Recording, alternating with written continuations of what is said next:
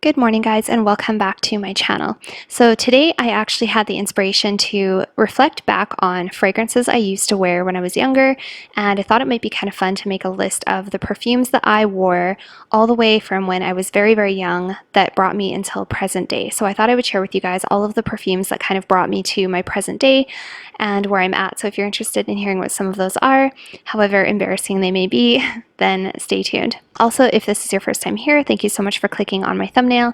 My name is Alithia, and on this channel we do talk mostly about perfumes. So if you enjoy that kind of thing, definitely make sure to head on down and hit the subscribe button. And without further ado, let's get started.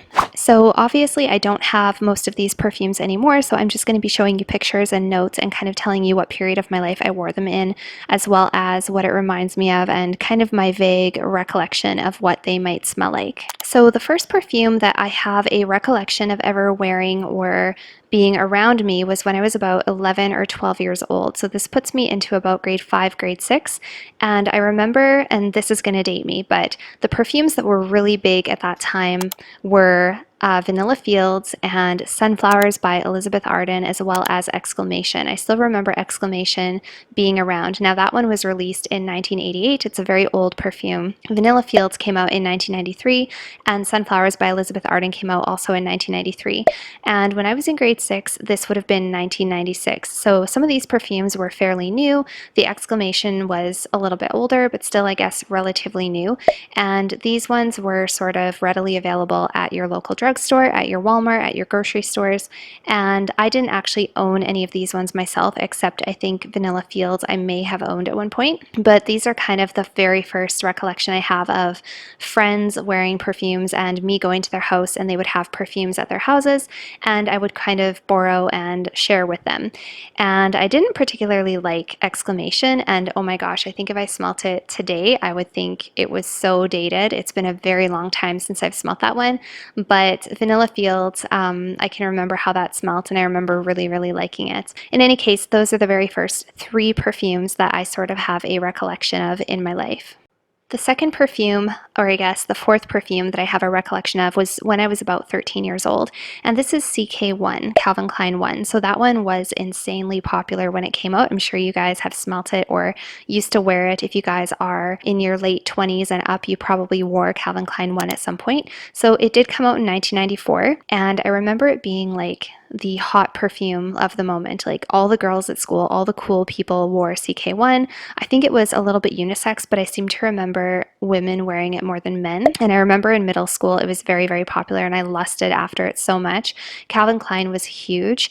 I remember just as a brand in general, and I remember we couldn't afford it. Like my family could never afford perfumes like that or anything like that. So I did have a girlfriend who had the Calvin Klein 1, and I remember sneaking sprays of hers, and I have very, very distinct like memories of how the bottle felt and looked and smelt, and thinking that it was the greatest perfume in the world. And that one came out in 1994. Another one that was very popular at about that time was Obsession from Calvin Klein. And at one point in time, I did own a little mini of Obsession. Obsession came out in 1985, but like I said, Calvin Klein was still huge. And I remember me and my friends, we would always want to get little gift sets of Calvin Klein. So that was like the big thing at the time. After that, I don't really think I paid attention to perfume, and I definitely didn't wear any for a few years. And the next recollection that I have of wearing a perfume, and this is one I did own, was when I was about 16, and it was Adidas For Her, and I think it might have been Adidas Moves. I remember it being very fresh, very likable, very sporty. These days, I think if I smelt it, I would hate it, and actually that perfume reminds me of a really not so good time in my life. I didn't have the most smooth teenagehood to early adulthood, which I won't get into any details, but basically this perfume reminds me of a really rocky, bad time in my life. And honestly, like I think if I smelt it, it would probably just ruin my day or my week. Like, you know how scent is attached to memory? This perfume has really, really bad memories attached to it. So let's just move on, shall we? The next fragrance that I remember having and wearing, and this is one I actually owned, was Ralph Lauren Hot. This one was released in 2006, and I wore it when I was about 19. And I remember it being a very coconutty, sexy, fun, flirtatious perfumes. This is probably like my first flirtatious, sexy designer fragrance, and it did smell a little bit young. I don't even think they make it anymore, and I don't think you can find it, but I do remember really liking this one. This was a really good one for going out, and this was also a time in my life when I was just turning legal age to go out to the clubs with my friends, and I definitely have some distinct memories wearing this perfume, and I actually really, really liked it. The next fragrance that I wore was also when I was about 19, 20 years old, and this was Miami Glow from JLo. Now, this perfume I actually really, really like. To this day, I wish I could find a bottle. I remember how it smelled, and I remember loving it. It was such a beautiful, addictive, unique, beachy scent, and I think it's really a shame that they don't have it anymore. I didn't like any of the other Jennifer Lopez fragrances, but this one I remember just absolutely loving. It was like my scent of the summer for like 2 summers in a row. I went through numerous bottles of it, and it was very affordable. It also had like the fancy dangly thing on the bottle, an anklet, I guess. Yeah, I loved that perfume. That thing went with me everywhere. If I traveled, if I drove, if I went on a road trip anywhere, I brought that perfume with me. I loved it. It's funny because if I think about these perfumes, I can remember who I was dating, where I was, what bars I went to. Like I can remember everything. But anyway, that was such a good perfume. I loved it. That one was released in 2005, and I would love to get my hands on a bottle today just for nostalgic reasons because I truly was like in love with that fragrance. That was probably my very first signature scent. The next fragrance that I remember owning and wearing is Givenchy Hot Couture. So I definitely escalated a little bit from the celebrity scents and the Ralph Lauren Hot to having this quite higher end designer scent. And I think this was because I had gotten a job at a place where I had kind of a higher position and I became manager of this place.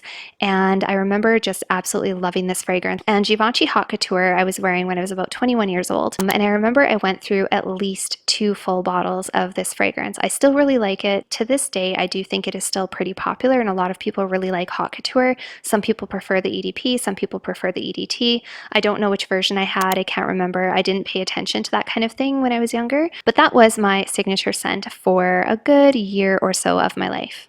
The next fragrance I remember owning and wearing was Jessica Simpson Fancy, and this one came out in 2008. I was about 21, 22 when I bought my first bottle of Jessica Simpson Fancy, and I think it's kind of interesting to note that at this point in my life, like when I was younger, I never picked a perfume based on what was popular or what was high-end or designer. Like I didn't really care. I just kind of went for what I liked. And I remember really, really liking the smell of Jessica Simpson Fancy. I remember thinking it was so sweet and so girly and likable and feminine.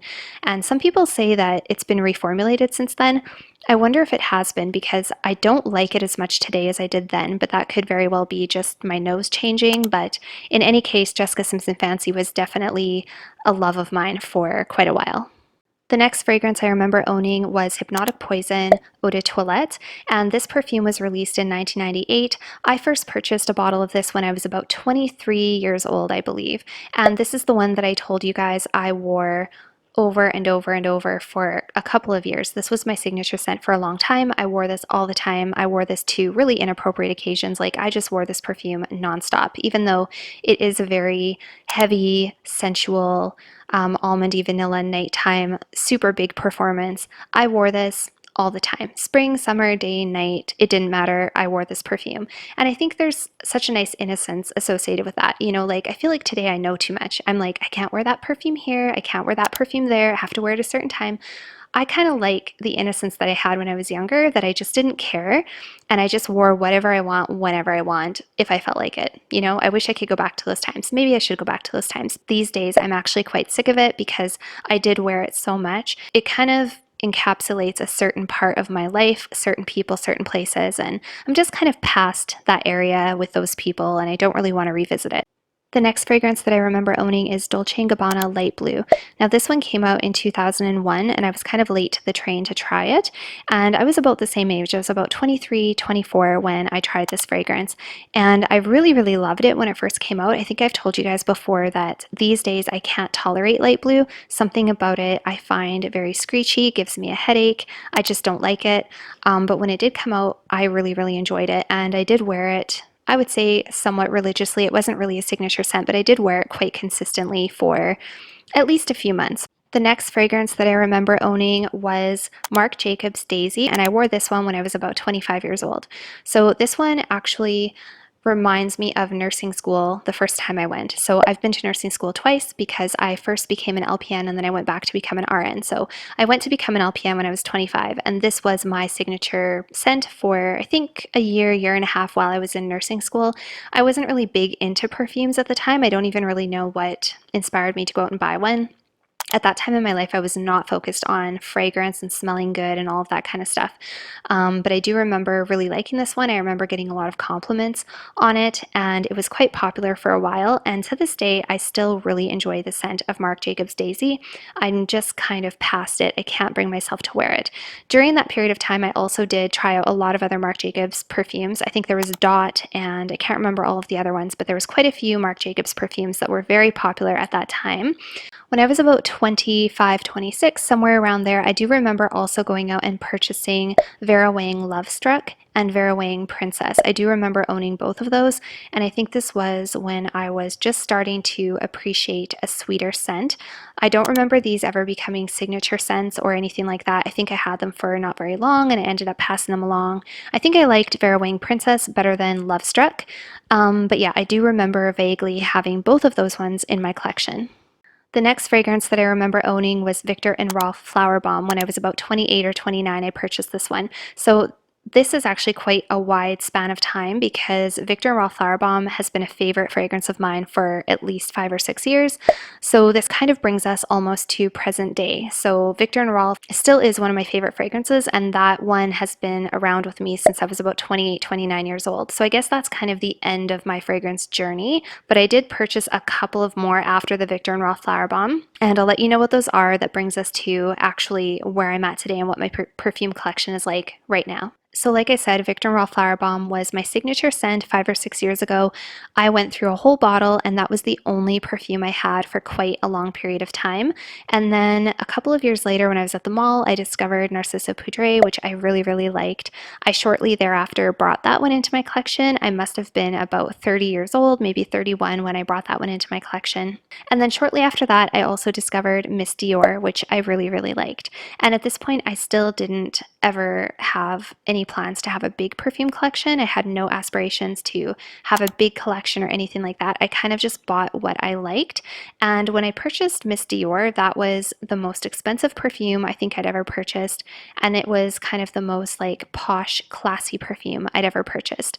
So that one really, I would say, was the turning point for me, where I went from just wearing kind of whatever smelled good to me to I actually thought about, I want to have like an image with my perfume. I want to have something that's classy and fits me and is sophisticated. That was kind of like that turning point for me, where it was no longer just about what smells good, what I like. And I think I started to really get a little bit more into perfume at that time. About a year later, I was down in Las Vegas on vacation with my partner, and he and I were visiting a Neiman Marcus, and I discovered the Aaron Lauder fragrances, which I had not had the ability to smell back home, not all of them anyways, because where I live, we don't have any big department stores like that. So this was my first experience with the higher end designer slash niche world, and I was able to smell all of them. And I remember at the time my favorite Aaron fragrance was the Hibiscus Palm. I think if I went back, I'd probably have other ones that I really liked as well, and I'd probably add a little bit or maybe even purchase a different one, but Hibiscus Palm was the one that really jumped out at me. And so that was the one that I purchased on that trip, and I would say that that would be the beginnings of a collection for me, because when I came back from that trip, I then had Viktor and Rolf, Narciso Poudre, Miss Dior, and Aaron Hibiscus Palm. And at that point, I was like, oh my gosh, I have a collection. I have like a little collection. So that was like the beginning of the monstrosity of the perfumes that you see in my closet, on my trays today. That was the turning point for me. I was about 33 years old, and that is the last time that I ever only had 4 perfumes in my collection. So now if you look at my collection, I have about 50 to 55 perfumes. I'm not exactly sure of the exact amount. In 2020, I went crazy purchasing perfumes and trying them out, a lot of blind buys because of lockdown, because we weren't able to go out. And I sort of developed a hobby and a passion for perfume. I really started getting into it. What happened was I went out one evening and wanted to buy a new perfume, and I had discovered that everything had been taken off the shelves. And this is what really started my passion for research researching, looking things up, watching videos, getting into them, and that led me to eventually purchase what would be hundreds of perfumes within the next 12 months, and I'm not exaggerating. So as I've been going along, I've been, as you guys probably know if you watch my channel, I've been decluttering, whittling down, choosing what's my favorite, letting go of what I don't really love, and that has brought me to my present day collection, which is about 50 to 55. And this collection is still growing. It's not done growing. I still have fragrances I really want. I'm trying to kind of go on a low buy, no buy because I recognize that I don't need any more. And I'm trying to save money and be a little bit more frugal with my spending habits. But there are fragrances I still want to bring in. I really am interested in Dolce Gabbana, but I'm definitely trying to take it back a notch. And like I say, I kind of miss the innocence. I miss the frame of mind that I had when I was younger, when I only had one perfume that was my favorite and I would wear it over and over and over for a couple of years. I kind of miss that. But anyways, that is my perfume journey that takes me from being 11 years old all the way up until now, my very first perfumes I ever smelt or wore or borrowed from a friend, to my present day collection. And I hope that you guys enjoyed hearing about it. I am also very curious. Let me know down below what was the very first perfume you ever wore. So if you made it to this point of the video, thank you for still being here, and let me know what was the very first perfume you ever wore. And I'll see you guys all next time. Bye for now.